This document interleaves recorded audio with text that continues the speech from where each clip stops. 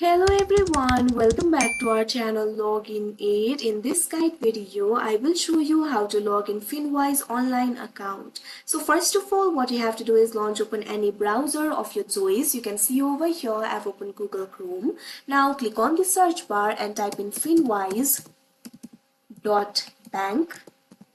Press enter.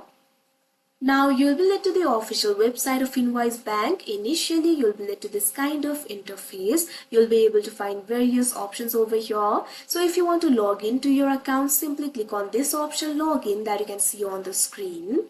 Now you'll be redirected to the sign in interface. From here you'll be able to sign in to your Finwise online account. What you have to do is enter your username and password over here. Click on the field of username and enter the username. Make sure to enter the correct username.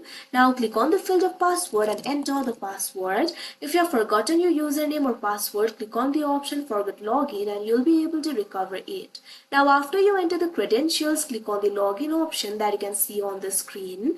Now after doing that, simply go through the authentication. After you complete the authentication process, you'll be logged into your account. So that is how you log in Finwise online account. I hope you found this video helpful. Thank you for watching. Make sure to like, share and subscribe to our channel.